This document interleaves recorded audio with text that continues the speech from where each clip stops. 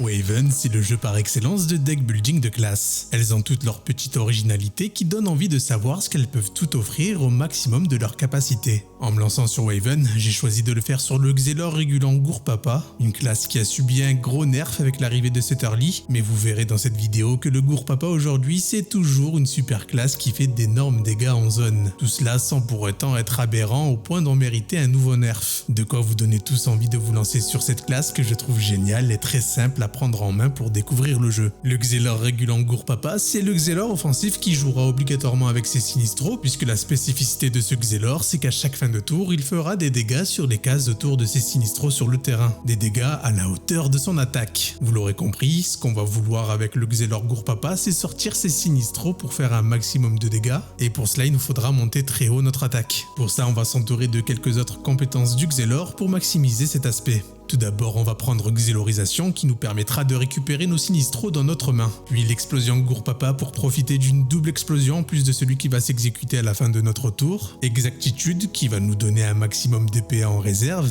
activant au passage la capacité chrono qui se déclenche si on a un minimum de DPA en réserve, offrant des avantages énormes comme des dégâts supplémentaires ou des coûts réduits de certains sorts. Equinox qui fera des dégâts à la hauteur de notre attaque autour de nous ou autour de l'un de nos Sinistros. Et enfin un retour de flamme qui inflige 50% de notre attaque, sauf si on est sous chrono avec des PA en réserve. Enfin le plus important, les deux passifs principaux à choisir parmi les 4. Personnellement j'opte davantage pour la recharge Gourpapa qui permet aux Sinistros d'exploser lorsqu'ils sont détruits en faisant des dégâts à hauteur de 100% de notre attaque. Comme nos Sinistros sont très fragiles, c'est vraiment un must-have, d'autant que les monstres foncent souvent bêtement dessus. Et pour l'autre passif, je préfère m'équiper de la maîtrise Gourpapa offrant 50% de notre attaque de dégâts supplémentaires autour de nos Sinistros en fin de tour. Maintenant qu'on a ces sorts et passifs, il nous faut rajouter simplement nos 4 Sinistros à notre deck pour composer notre deck à 9 sorts, afin que notre Gourpapa explosif puisse enfin fonctionner. Concernant les compagnons nécessaires à ce deck, je vous conseille fortement d'investir sur Delta, le petit piou vert, pour qu'il puisse vous offrir un bouclier à son invocation, très utile quand vous êtes en position délicate. Tika, son homologue violet qui permet de piocher un sort à son invocation. Le maître égreneur qui est quasiment si ce n'est le seul compagnon qui permet d'économiser 2 PA sur le prochain Sinistro que vous jouerez dès lors que ce compagnon est invoqué.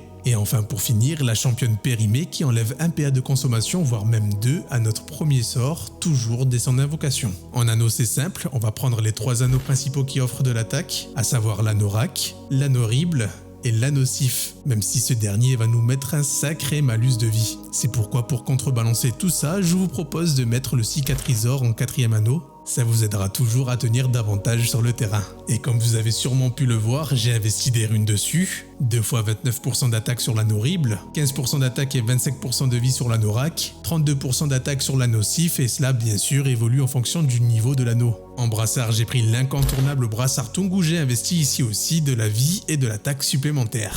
Côté caractéristiques, j'ai up 124% d'attaque et 75% de vie. À vous de voir si vous souhaitez être un peu plus glace canon ou plus tanky. Personnellement, je trouve que c'est le juste milieu à avoir. Alors on a vu les compétences, les passifs, l'équipement et même les compagnons à jouer. Il est temps de voir comment tout ça se joue maintenant. Et vous verrez qu'il n'y a pas plus simple que le Xelor Gourpapa à jouer pour tout fracasser. Forcément, vous aurez plusieurs choix qui s'offrent à vous en fonction des sorts qui vont tomber dans votre main. Si jamais vous commencez et que vous avez Xelorisation, il vous faudra prioriser l'utilisation de ce sort au premier tour et terminer comme ça. Mais si jamais par hasard vous avez également un Sinistro bleu, n'hésitez pas à le jouer avant Xelorisation, ce qui vous offrira une réduction de PA et donc la possibilité de jouer Xelorisation juste après. Ensuite, vous pouvez passer votre tour ou taper un ennemi s'il y en a un qui se profile à votre portée. En tout cas, c'est une règle absolue quand vous utilisez vos Sinistros, toujours commencer par le bleu si jamais vous l'avez dans votre main. Tour 2, c'est le tour le plus tricky. Si jamais vous avez Exactitude qui tombe, et normalement il devrait tomber, alors il vous faudra le jouer et rester dans un coin tout en tapant si jamais il y a un ennemi à portée. De toute manière, vous ne pourrez rien faire d'autre. Si vous ne l'avez pas, tant pis, il est temps de commencer à roxer. Commencez à poser vos Sinistros pour zoner vos ennemis et profitez bien du TP qu'offre le Sinistro violet pour vous mettre à l'abri si jamais vous en avez besoin. Tour 3, c'est le moment où tout doit être dératisé normalement. Si jamais vous avez eu exactitude autour d'eux, ce qui arrive quasiment tout le temps vu le peu de sorts qu'on a, il va falloir profiter un maximum d'un gros tour de Rox. Essayez de poser 3 Sinistros et l'explosion Gourpapa pour doubler les dégâts de zone que vos Sinistros vont faire. Si toutefois ce n'est pas utile parce que vous avez des ennemis un peu éparpillés partout, oubliez l'explosion et utilisez votre dernier Sinistro dans votre main pour bien tout couvrir. Logiquement après ce tour il ne devrait rester plus grand chose, d'autant que les mobs vont sûrement se tuer tout seuls en essayant de frapper les Sinistros. Et si c'est la galère et que vous avez rien de tout ça, il y a une autre solution. Allez taper l'ennemi le plus idéalement positionné pour faire des dégâts tout autour de vous, utilisez ensuite Equinox pour faire ses dégâts et terminez en utilisant votre réserve pour utiliser le sort ultime de Clean, Retour de Flamme.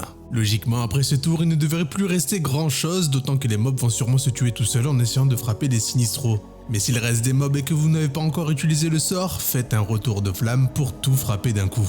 À mon sens, c'est la meilleure manière de jouer le Gourpapa. De cette manière, vous vous assurez de boucler et farmer le plus rapidement possible sans pour autant que ça en fasse une classe overcheat qui mérite un nerf. Et si jamais sur tour 1 vous avez exactitude mais pas xélorisation, c'est pas grave, commencez avec exactitude et vous ferez xélorisation en tour 2. Soyez malléable dans votre manière de jouer, l'idée c'est surtout de stack un maximum de PA sur l'exactitude pour pouvoir faire le plus gros tour possible de Rox avec les Sinistros et l'explosion Gourpapa. Si vous avez saisi ça, vous allez faire des ravages avec le Gourpapa. Que ce soit en solo ou en groupe, les deux modes de jeu fonctionnent avec ce build. À voir ce que cela donnera avec davantage d'investissement, j'ai pas encore poussé au max possible ce que la classe peut donner, mais en l'état je trouve que malgré le nerf qu'il s'est pris avec l'early, c'était totalement justifié et ça permet aujourd'hui d'avoir une classe que je trouve plutôt bonne, avec ses qualités comme ses défauts, comme par exemple la complexité qu'on peut avoir avec des ennemis qui se TP ou bougent de nos zones de Sinistro sans qu'ils soient détruits, anéantissant par la même occasion la quasi-totalité de la force du Gourpapa. En tout cas, voici mon Xelor Gourpapa, j'ai hâte de voir ce que vous en pensez en commentaire, vous étiez énormément à me le demander donc le voici, j'espère que vous apprécierez. J'essaierai de vous proposer d'autres classes à l'avenir, en attendant il est temps pour moi de vous laisser, c'était Zaki, pour vous servir, ciao.